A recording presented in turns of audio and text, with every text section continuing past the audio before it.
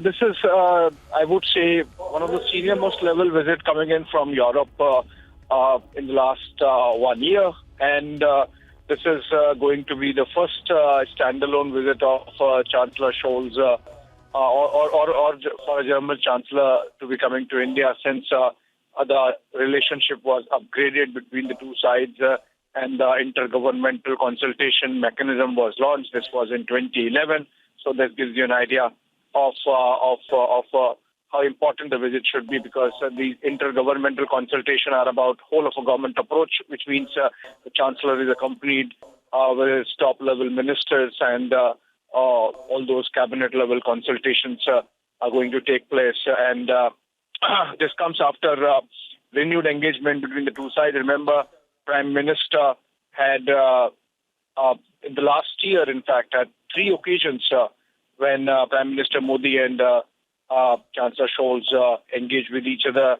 The one was, of course, 6th India-Germany intergovernmental consultation that took place in Berlin last year, sometime in May, I believe, and PM had visited Berlin with his entire team, which included the Finance Minister, the External Affairs Minister, the NSA, and similar, representation would be traveling with the Chancellor now to New Delhi. And then the Chancellor invited Prime Minister, in fact, to the G7 summit. Chancellor invited Mr. Modi to the G7 summit, and that was a significant invite coming in. And Prime Minister engaged with the entire European leadership, development leadership there, and of course there were bilateral talks between the two sides. And then on sidelines of the G20, I believe, sometime late last year. And this is bilateral engagement that's happening now. And then again, at the end of the year, Chancellor Scholz would be traveling again as part of the G20 Leaders Summit that takes place in September in New Delhi. So these are engagements that are taking place in the two sides. Important because Germany is at the heart of Europe when it comes to dealing with the Europe war, the Russia-Ukraine war.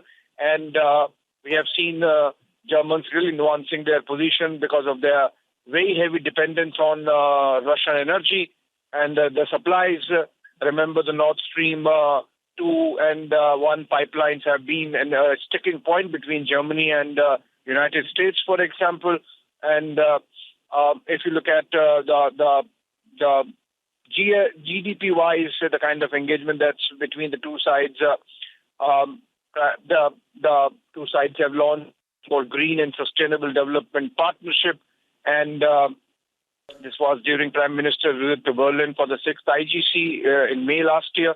And the Green and Sustainable Development Partnership is sort of an umbrella that provides political guidance to make the two nations and their bureaucracies work together on UN Sustainable Development Goals, and particularly the climate goals. So I think in that sense, the business relationship, the strategic relationship. Remember, Germany increased its defense budget last year in quantum ways, and in fact came out with an Indo-Pacific strategy also. So those would be other aspects of the dialogue between the two sides, and those have to be taken forward. So important visit.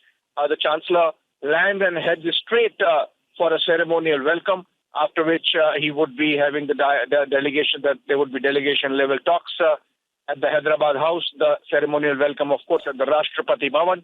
And post the delegation-level talks, there would be joint statement. And then the Chancellor travels or actually goes to the Rajghat and pays his respects to the father of the nation, Mahatma Gandhi. And then he has another engagement at the embassy in the evening. Then for the business part of the visit, he's traveling to Bengaluru, and there are some engagements there where he goes to an IT park and, among other things, engages with the business community, India's IT leadership there in Bengaluru. So a message there.